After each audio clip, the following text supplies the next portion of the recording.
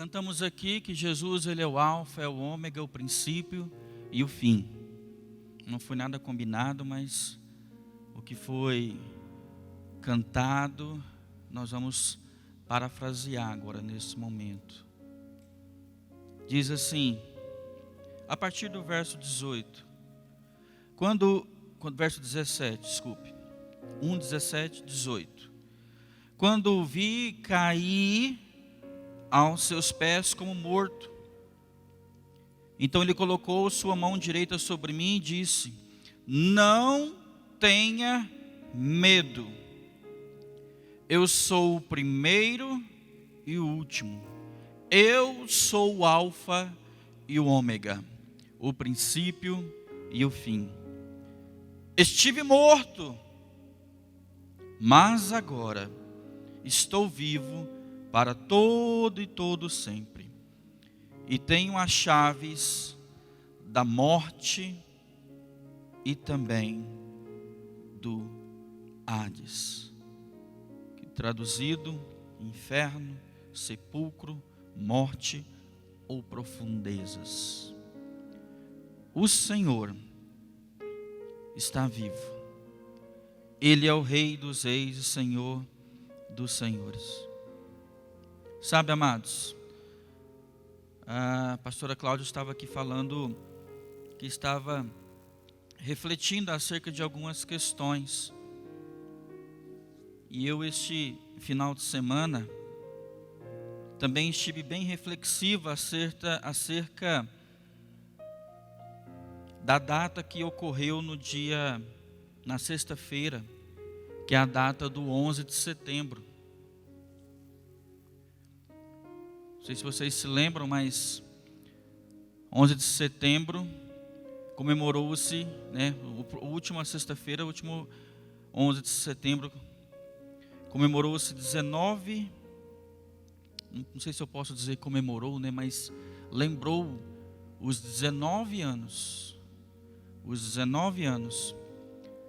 dos atentados nas Torres Gêmeas em Nova York, no World Trade Center. E eu fiquei pensando, meu Deus, o que mudou de 19 anos para cá, em termos de malignidade, violência, falta de amor? O que mudou? O que mudou é que piorou. A humanidade está cada vez amando o próximo menos. A humanidade está cada vez se importando menos com o próximo. A humanidade, ela caminha para caminhos que nós não sabemos o que vai acontecer.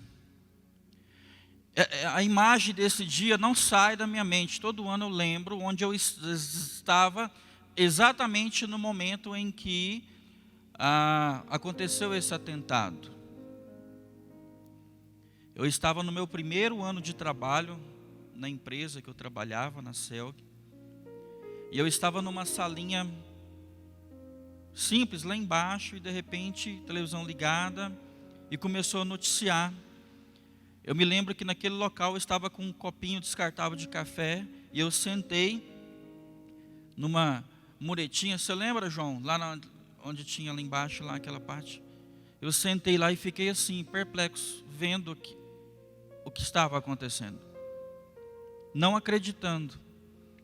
Veio o primeiro avião, atingiu a primeira torre, aquele desespero.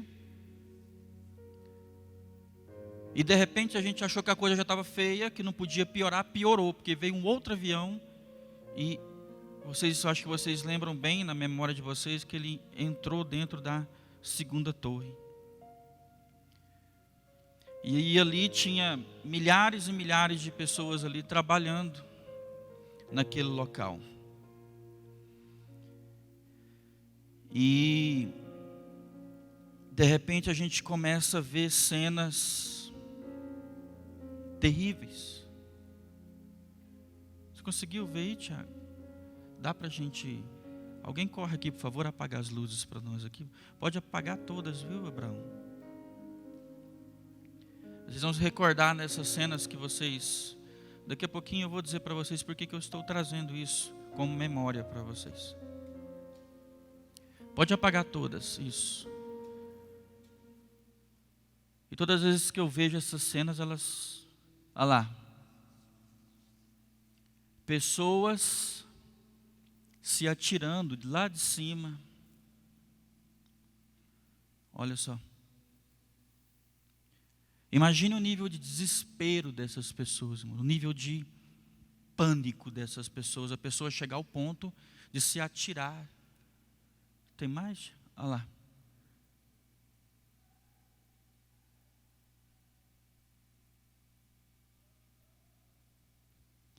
A humanidade se tornando cada vez sem amor. Pode acender aí, Abraão. Acende todas, por favor, agora. Se você puxar na internet, você vai ver várias cenas. E eu me lembro, eu tenho essa revista aqui da Ultimato. Ela foi publicada um mês depois do 11 de setembro. Implicações religiosas da tragédia americana. O ataque terrorista de 11 de setembro foi contra uma nação, um sistema ou contra Deus?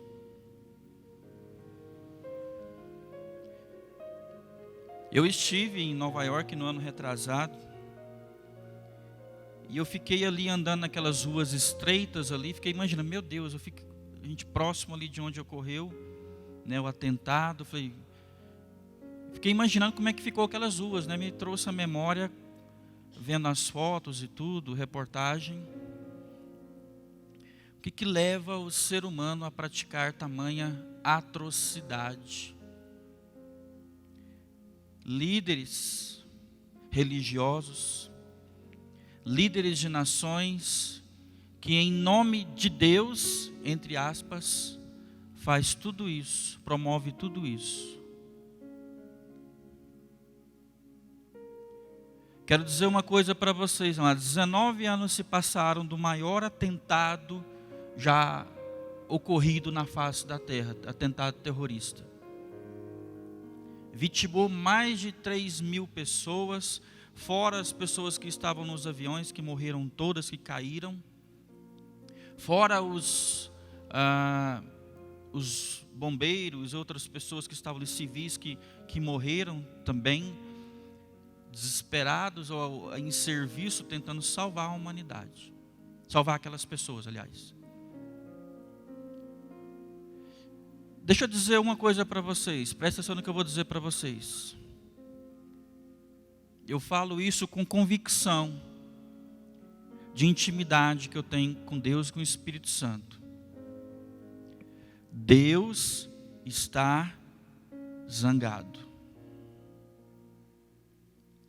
Deus não está nada legal com a humanidade. Deus está tratando. Abra sua Bíblia, no livro de Salmo, por favor.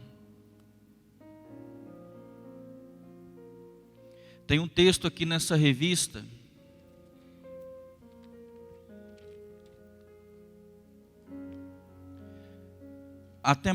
O tema da revista aqui, temática da reportagem é a mão de Deus em tudo, até no atentado de Nova York. E tem um texto aqui que o escritor, porque quase toda a revista é só em função desse ocorrido. Tem um texto aqui que eu queria ler com vocês. Todos já abriram aí? Salmo de número 2? Está aí. Vamos projetar aí, Tiago? Deixa eu só pegar aqui.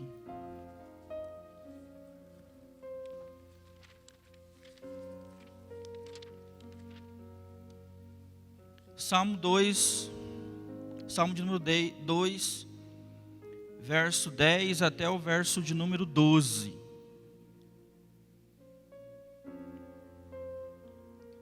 O salmista diz assim: por isso, ó reis, ó governadores, por isso, ó presidentes de nações, homens que governam, sejam prudentes, aceitem a advertência, todas as autoridades da terra, se submetam a Deus. Verso de número 11: adorem o Senhor com temor, exultem com tremor. Verso 12: beijem o Filho, para que ele não se ire e vocês não sejam destruídos de repente, pois num instante acende a sua ira. Como são felizes todos os que nele se refugiam.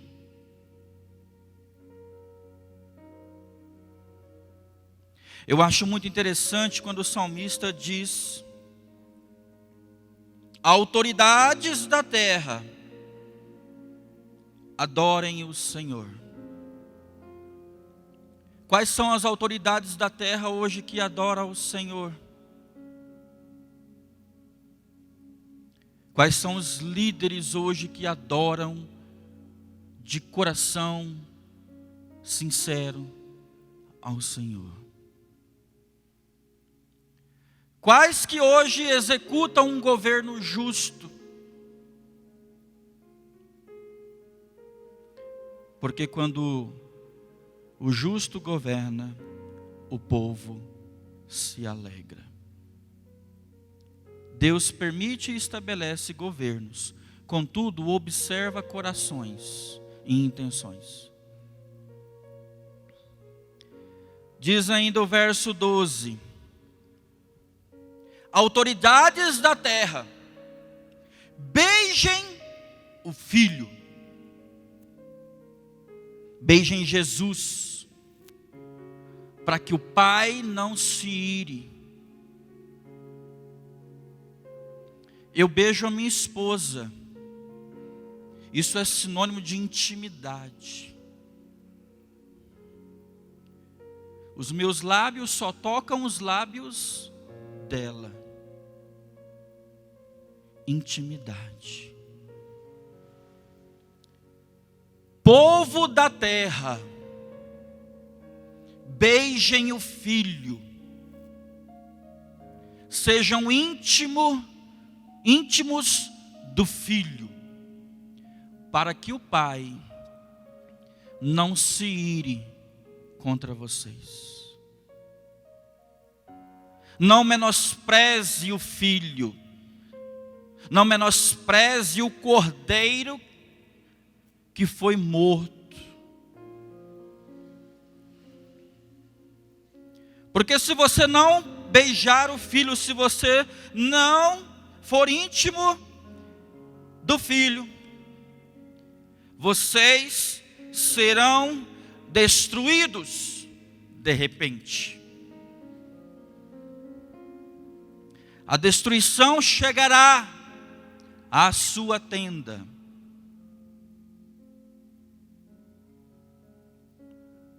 Por um instante a ira de Deus se acende. Agora, para aqueles que são íntimos do Filho, para aqueles que beijam, para aqueles que derramam as suas lágrimas pelo Filho, por mais que o mundo esteja caótico, a violência impera. Ele termina dizendo assim: como são felizes todas as pessoas que nele se refugiam. Que mundo mau que nós estamos vivendo hoje, amados. Eu falo, meu Deus, que falta acontecer. A gente está sim vivendo uma correção de Deus. Eu creio nisso. Se você não crê, você tem total liberdade para não crer nisso. O que leva uma pessoa, um ser humano, uma mulher que perdeu o seu filho? E aí tem a amiga que está grávida e não se contenta de perder o seu filho, e não se contenta em imaginar ver a outra pessoa com o filho nos braços, ela não ter, vê a outra feliz e ela não está, e de repente ela comanda uma situação, articula uma situação na qual ela pega a sua amiga, coloca no seu carro, leva para uma olaria de tijolo, mata com tijolada na cabeça, pega um estilete, corta a barriga, tira a criança e leva a criança embora. Isso ocorreu semana passada em Santa Catarina. Tudo isso está na balança de Deus, irmãos. Deus manifesta o amor em pessoa através de Cristo Jesus aqui neste mundo. E esse é o retorno que a humanidade tem dado a Ele. Enquanto Deus pede, governadores, líderes, servos, beijem o Filho, sejam íntimos, obedeçam a Jesus, a humanidade segue totalmente num outro caminho. Deus está irado. Pastor, então o que está acontecendo no mundo, pandemia, pode ser resultado da ira de Deus? Sim.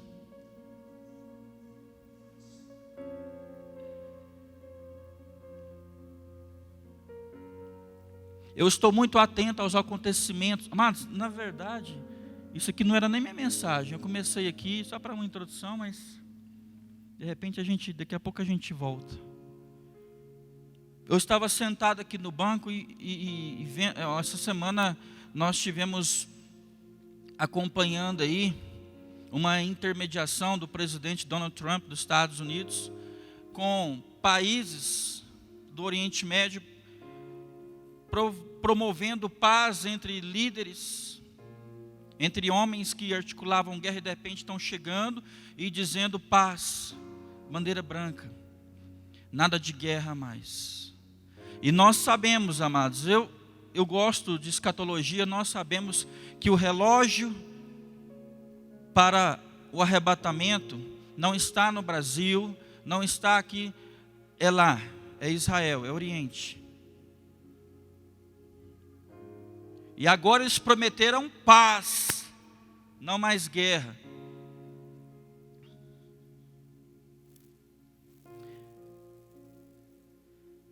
Abra sua Bíblia, 1 Tessalonicenses.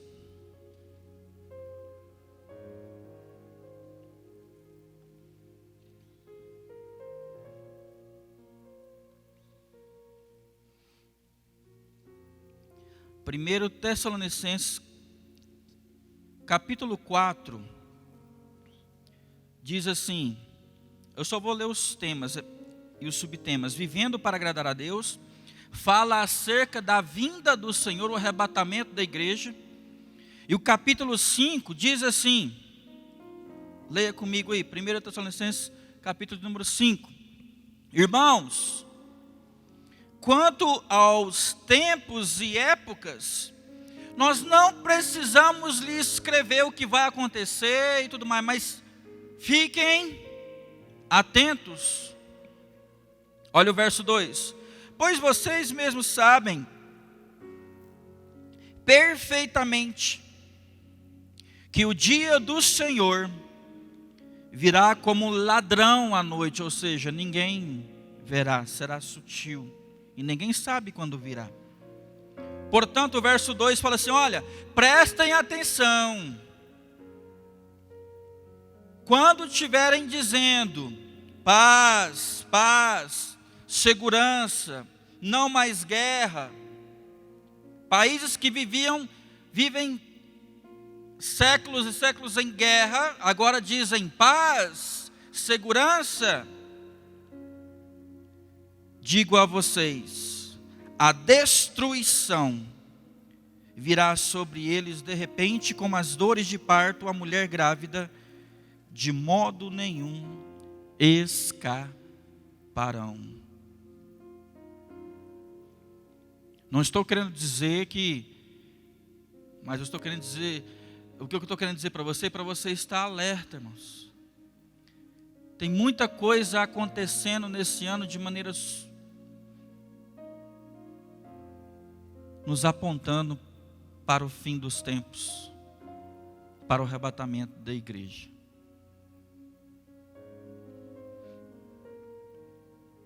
Para mim nada mais importa, ou talvez almejaria em termos de, mas o que eu mais quero hoje é me preparar para esse dia. É o que eu quero, irmãos. Não sei se é o que você quer, mas é o que eu quero. Buscar a santidade, obedecer a Deus. Quem tem ouvidos, ouça o que o Espírito diz às igrejas. Amém? Vamos para a mensagem agora? Deus colocou isso no meu coração para falar com vocês nessa noite. Nós, na semana passada, nós finalizamos a nossa mensagem acerca da tentação de Cristo no deserto. E nós vimos domingo passado que Jesus venceu Satanás. Você pode dizer amém por isso? Vencendo a tentação de Satanás ali no deserto, Jesus escolhe morrer.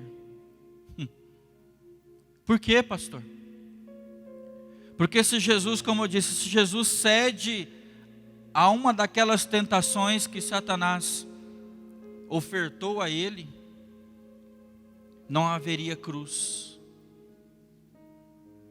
E se não houvesse cruz, não haveria possibilidade de justificação, remissão de pecados e salvação eterna. Não haveria igreja. Não estaríamos aqui. E eu pergunto para você nessa noite, se o Cordeiro Santo de Deus, se Jesus não tivesse morrido, o que aconteceria? Sabe, amados, muito tem sido dito sobre as realizações da vida de Jesus e também da sua morte, que é justificável devido à proporção da sua importância, porque é tamanha a importância que nós temos uma história dividida entre antes de Cristo e depois de Cristo. Quem mais tem algo marcado nesse sentido na história para dizer que foi alguém que marcou a história além de Jesus? Ninguém, irmãos. A abordagem negativa é produtiva e muitas vezes utilizada por escritores inspiradas. 1 de João capítulo 3, verso 11 e 12 diz assim: esta é a mensagem que vocês ouviram desde o princípio, que nos amemos uns aos outros. O que eu mostrei para vocês aqui, o atentado 11 de setembro, é totalmente contra o que Deus nos orienta a fazer, amar uns aos outros. E ele segue dizendo assim: não sejamos como Caim, que pertencia ao maligno e matou o seu irmão. E por que o matou? Porque suas obras eram más e as de seu irmão eram justas. Quantos Caíns não estão aí no mundo matando seus Abéus? Por vários motivos, inveja, essa mulher mesmo que eu falei, desse crime, ela invejou a felicidade e ela não aceitou a condição de ter perdido aquele filho e cometeu aquele crime bárbaro. Sabe, amados, ouvimos falar muito sobre Cristo, sua morte, consequentemente, resultados. Mas se Cristo não tivesse morrido, o que seria da humanidade? O que seria de todos? Primeiro, presta atenção. Se Jesus não tivesse morrido, não haveria sacrifício perfeito e nem justificação. E o sacrifício perfeito só poderia ocorrer na pessoa de Jesus Cristo, o Cordeiro de Deus. A expressão Cordeiro de Deus, ela é aplicada a Jesus e refere-se à sua obra redentora, à sua obra de redenção, à sua obra salvífica. Jesus é o sacrifício perfeito e não mais apenas provisório, como eram feito antes. Quando se oferecia um sacrifício, o animal era morto para apenas encobrir os pecados. Era provisório. Com Jesus agora é definitivo. João Batista utilizou literalmente essa expressão ao dizer, abra sua Bíblia no Evangelho de João, por favor. Vamos trabalhar juntos aqui. João, capítulo 1. Evangelho de João 1, verso de número 29. Jesus, o Cordeiro de Deus. E depois nós vamos ver também o verso número 36. No dia seguinte, João viu Jesus aproximando e disse, vejam, é o Cordeiro de Deus que tira o pecado do mundo. Ele não mais agora só encobre o pecado, só disfarça, só coloca debaixo do tapete para daqui a pouco aparecer. Não, é o Cordeiro de Deus que tira o pecado do mundo. Verso de número 36 ainda diz assim, no dia seguinte, João estava ali novamente com 2 dos seus discípulos. Quando viu Jesus passando, disse, vejam. João Batista fala, vejam. Ele é o Cordeiro de Deus. E esse Cordeiro, essa figura desse Cordeiro, foi profetizada na pessoa do profeta Isaías. Abra sua Bíblia, Isaías de número 53. Isaías 53, por favor.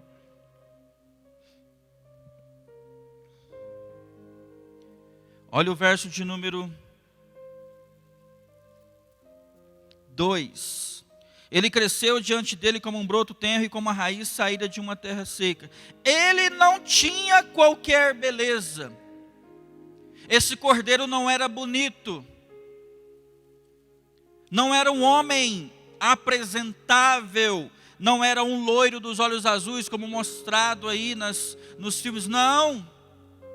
Não havia nada em sua aparência para que o desejássemos. Ele foi desprezado, ele foi rejeitado pelos homens, um homem de dores e experimentado no sofrimento, como alguém de quem os homens escondem o rosto, foi desprezado e nós não tínhamos em estima. Certamente ele tomou sobre si as nossas enfermidades e sobre si levou as nossas doenças. Contudo, nós o consideramos castigo por Deus, atingido e afligido. Olha o verso de número 7, Isaías 53, 7.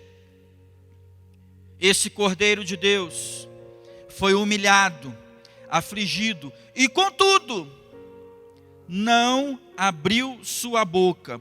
Como um cordeiro, foi levado para o matadouro, e como uma ovelha que diante de seus tosqueadores fica calada, ele não abriu a sua boca.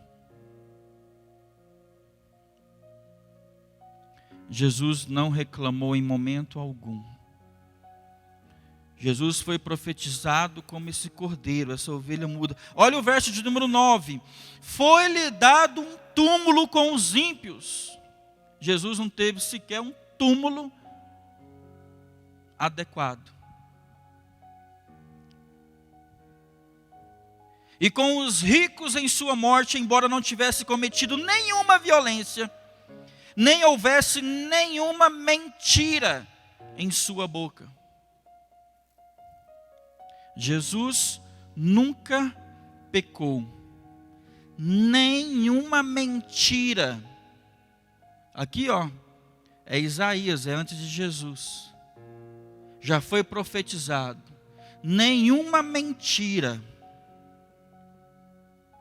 sairá da sua boca. Jesus nunca mentiu.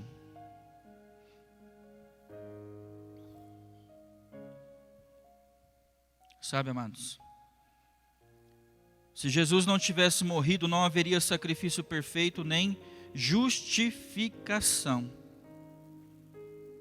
O sacrifício de Jesus de si mesmo foi tão perfeito que foi feito uma vez só, não precisou repetir, uma vez, um sacrifício foi necessário.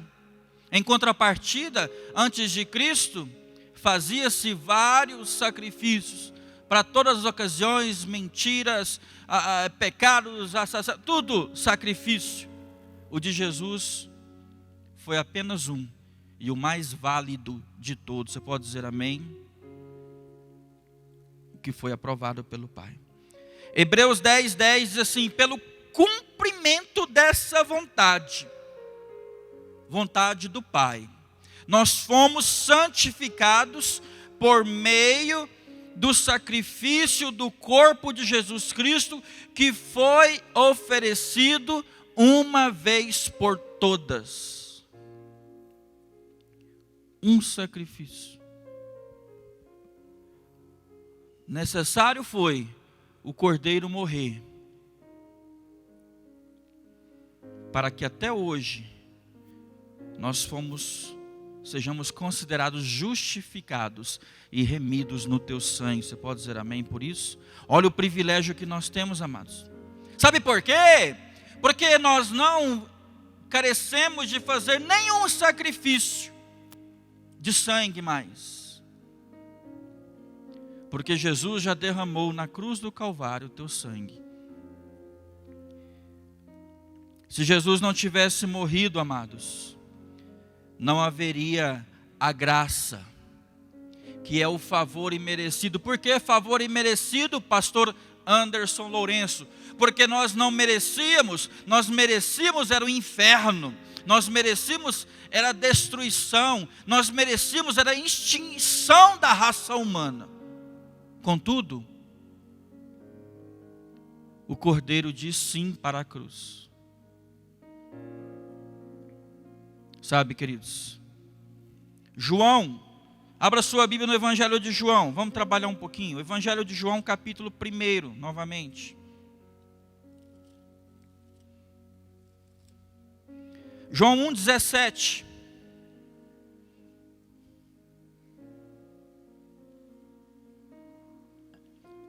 Pois a lei foi dada por intermédio de Moisés, a graça e a verdade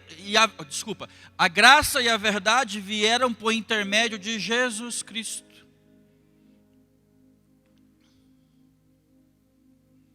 A verdade só veio através do Cordeiro de Deus. Verdade. Luz. Deus só habita na luz. Onde tem mentira e engano, tem trevas. Deus não habita. Quem habita é o encardido. Sabe quem é o encardido, né? Sabe, Mosley?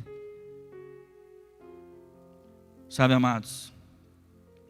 Sem a graça, a única maneira de um homem ser justificado seria no cumprimento total e perfeito da lei mosaica.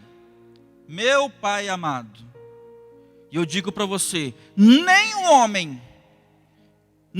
homem nascido de homem e de mulher cumpriu a lei à risca.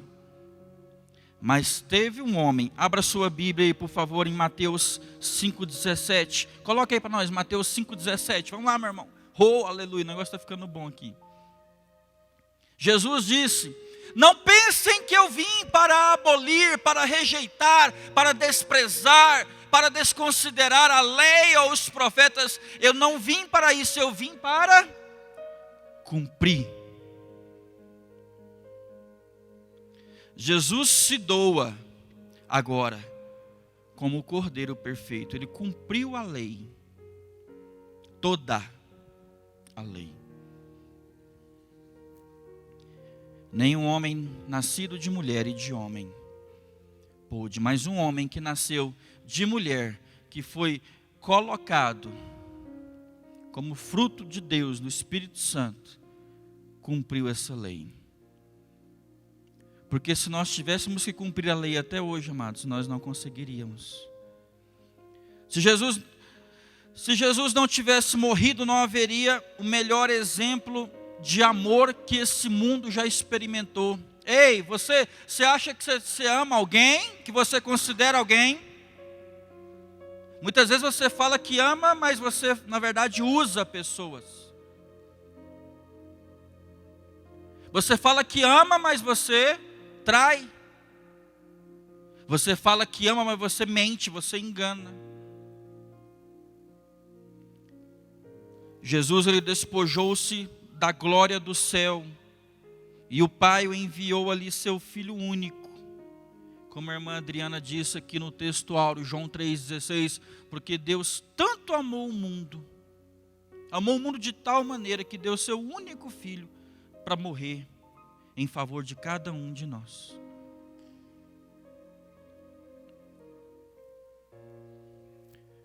Imagine você, irmão, alguém requerer o seu filho, me dê o seu filho para me sacrificá-lo, para que 100 pessoas sejam salvas. Você daria o seu filho em sacrifício? Deus deu. Sabe por quê? A expressão do amor, a excelência do amor, a magnitude, a dimensão do amor que existe em Deus, a nossa mente não é capaz de compreender. Nós experimentamos apenas fragrâncias desse amor. O amor de um pai, de uma mãe por um filho, só é possível saber quando se tem, quando é manifestado em carne.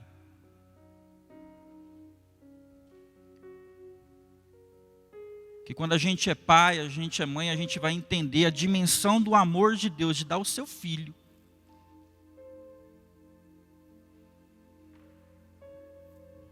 Sabe, amados, nunca nessa terra houve um exemplo de amor maior do que este.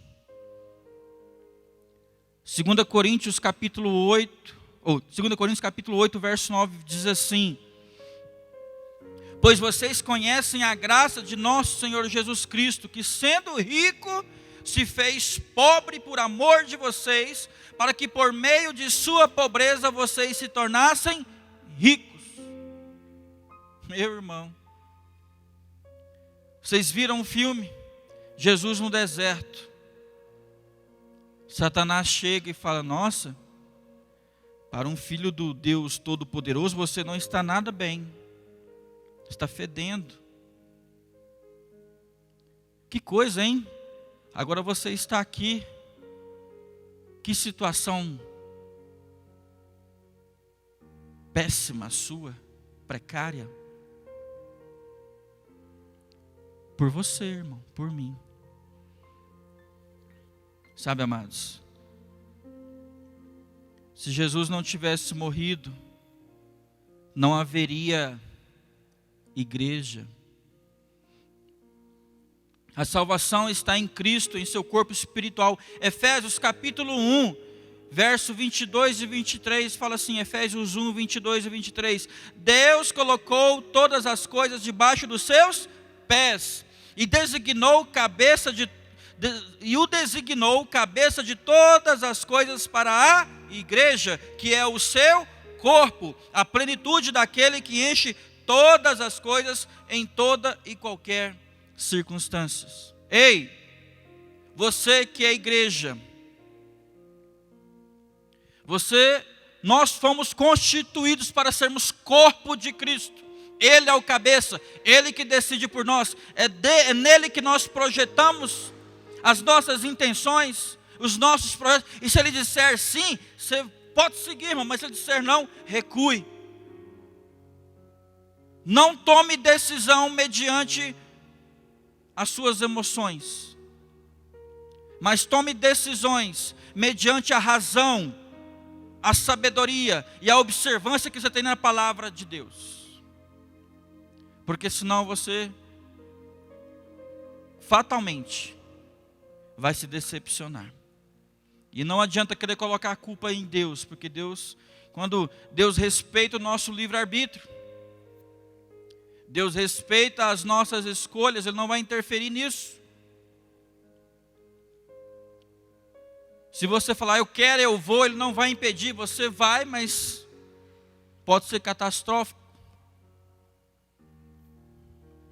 Não dê um passo sequer na face dessa terra que não esteja debaixo da aprovação divina.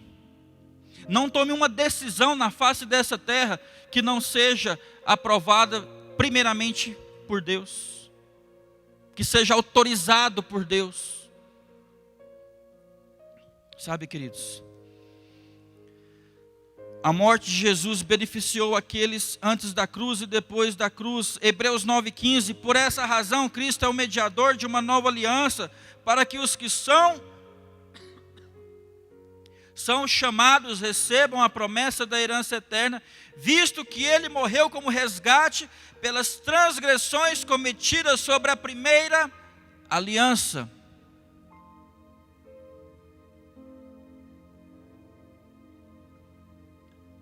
Tudo o que ocorreu no Éden, tudo que falhou no primeiro Adão,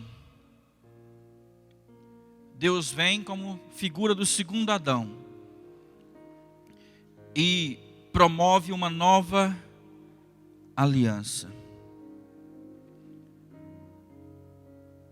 E por último, se Jesus não tivesse morrido, não haveria exemplo perfeito de obediência e nem acesso ao céu. Se Jesus não tivesse morrido,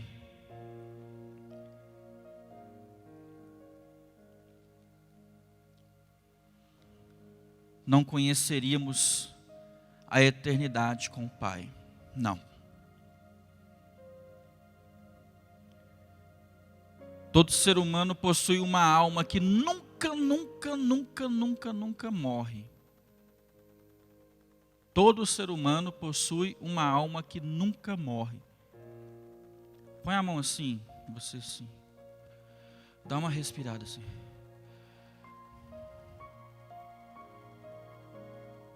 Você está vivo porque tem uma alma dentro de você, dada por Deus.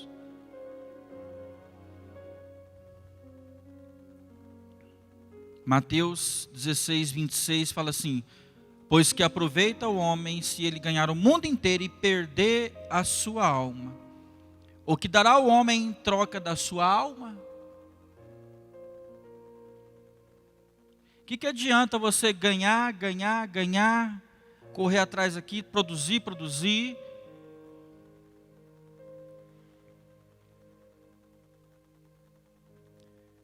e perder a sua alma, perder a sua salvação? Não adianta. Primeira coisa, amados, vida eterna. Beije o filho, para que o pai não se aborreça. Beije Jesus, para você não experimentar as perdas na vida, porque O mesmo Deus que dá é o mesmo que, ó, vem cá, deixa eu tirar, meu filho, para você voltar, porque eu te dei para você, né, para te honrar, como significado de amor, de cuidado, de zelo, porque eu te amo. Você me pediu, eu quero, mas isso te afastou de mim? Deixa eu tirar aqui.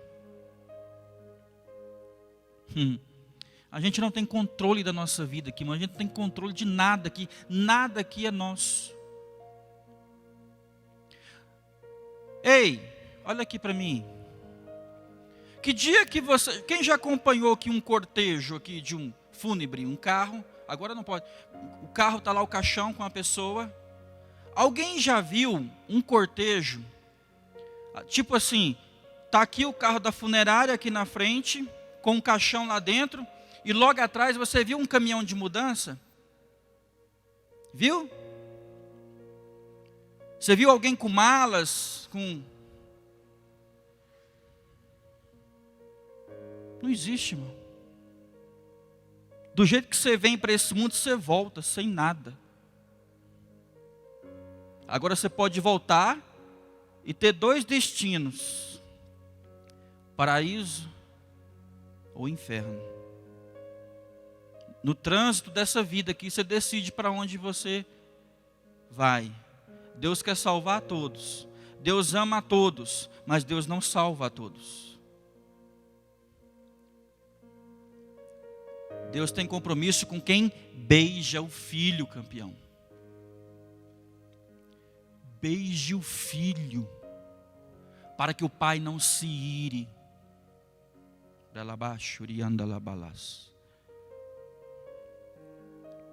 Precisa acabar, né, irmãos? Tem mais 5 minutinhos. Seu corpo físico pode e vai envelhecer. Irmãos, eu fiz 46 anos de idade, 7 de setembro. Eu falei, meu Deus, eu estou muito velho, cara. Hoje o Tiago viu o Gabriel aqui de barba. Eu falei, pois é, mano. Estou ficando velho. As ruguinhas minhas, da pastorinha, eu não tenho pastorinha. Tem não, de jeito nenhum, né? Esse seu corpinho bonitinho, malhadinho, vai apodrecer, irmão. Estava ouvindo uma reportagem no rádio, acho que antes de ontem, na sexta-feira, acharam um corpo ali no Daia, restos mortos, sem identificação, ossada e um pouco de carne podre. Agora vão tentar achar quem que era essa pessoa. Olha como é que acaba a vida aqui, a existência aqui, amados. Não projete nessa vida. Projete na eternidade. Não ajunte tesouros aqui, onde a traça e a ferrugem consomem, mas ajunte tesouros no céu. É lá. Pastor, eu quero saber como é que faz. Me procure depois, eu converso contigo. Não vá com a maioria das pessoas que estão promovendo o evangelho fácil, acessibilidade ao céu fácil, caminhos alternativos para o céu. Não, a palavra não mudou, irmãos.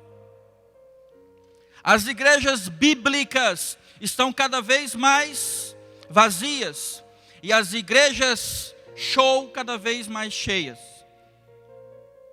As igrejas venha e permaneça como estás. É isso que Satanás usa dessas estratégias relativistas. Satanás usa de estratégias relativistas hoje para conduzir a humanidade para o inferno. Sabe, amados? Deus fez tudo o que Ele pôde para tornar possível a eternidade para mim e para você. Ei, presta atenção no que eu disse. Jesus, Deus, Pai, Deus Filho, Espírito Santo, fez tudo, tornou tudo possível para que nós pudéssemos ir para o céu. Viver a eternidade com Ele. E sabe o que nós fazemos?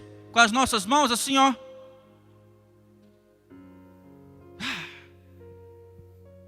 desprezamos, jogamos fora a oportunidade maior que nos foi dada através da graça. Sabe, queridos, para a gente poder finalizar, Deus lhe deu a Bíblia. Levante sua Bíblia aí. Deus lhe deu a Bíblia para que você possa aprender o que Ele quer que você faça. Isso aqui não é um livro qualquer, não é um negócio para chegar lá e você pegar, talvez só na semana que vem, se você vier na igreja, talvez você nem venha. Não, isso aqui é para você ler, isso aqui produz vida. É a palavra que liberta, é a palavra que conduz para o céu, é o instrumento que você tem para te levar para o céu, levar a sua casa, a sua família para o céu e levar também aquelas pessoas que você ama. A vida sem pecado de Jesus na terra serve como exemplo para você. Jesus deu sua vida para que seus pecados pudessem ser perdoados. E para concluir,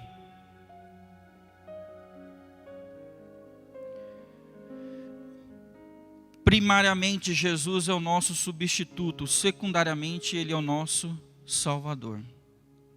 Primeiro Ele se colocou em nosso lugar para nos salvar. Se Jesus não tivesse morrido, estaríamos em um caminho, um descendente, onde a extinção da raça humana seria o ponto final de tudo. A aniquilação total da humanidade. O fim de tudo. Contudo, a morte de Jesus garantiu que sofreria a consequência do pecado. A morte eterna, aquela que Jesus sofreu na cruz, seria o destino da humanidade. Lembra que eu expliquei para vocês e disse que a morte, aliás, a dor de Jesus Cristo, a dor que Jesus Cristo experimentou na crucificação, foi a maior dor que a humanidade, que um ser humano poderia experimentar. Nenhum homem na face da terra experimentou ou experimentará dor maior do que Jesus sentiu. Pastor, por quê? Não vou voltar não. Tem lá, no meu canal tem as mensagens lá, você pode assisti-las lá. Toda essa série de mensagens sobre Jesus, o Cristo. Sabe, amados? Em resumo, o que teria acontecido se Jesus não tivesse morrido na cruz?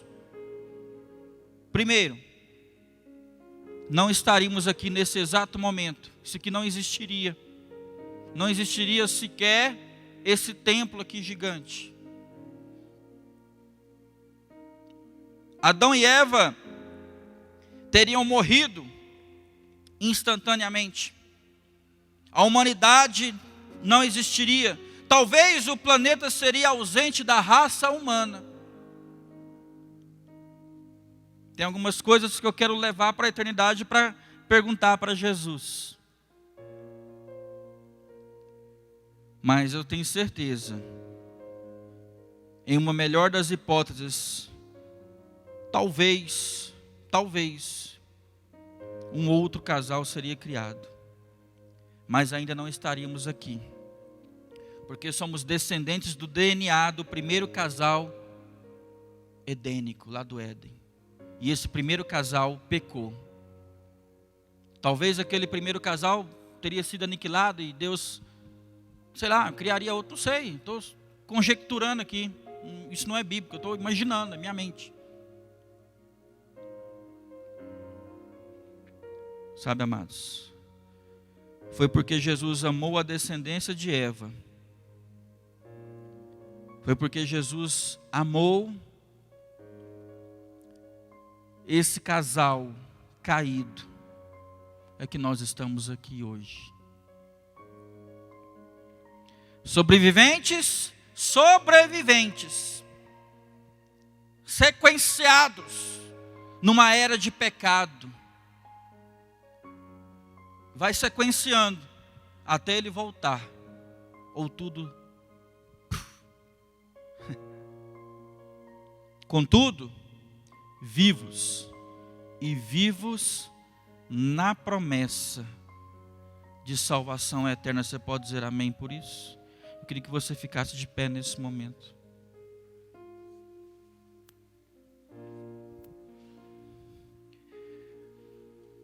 Como eu gostaria de colocar vocês para orarem uns pelos outros, mas não posso fazer isso.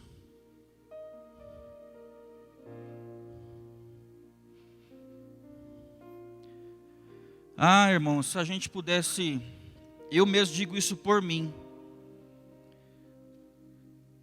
com o entendimento que eu tenho hoje, a maturidade que eu tenho hoje, se eu pudesse voltar atrás 20 anos na minha vida, quantas coisas eu não faria diferente? A gente não faria diferente, né, campeão? Muitas coisas a gente reorganizaria. Quantas coisas eu perdi por negligência, por ser cabeçudo. Se eu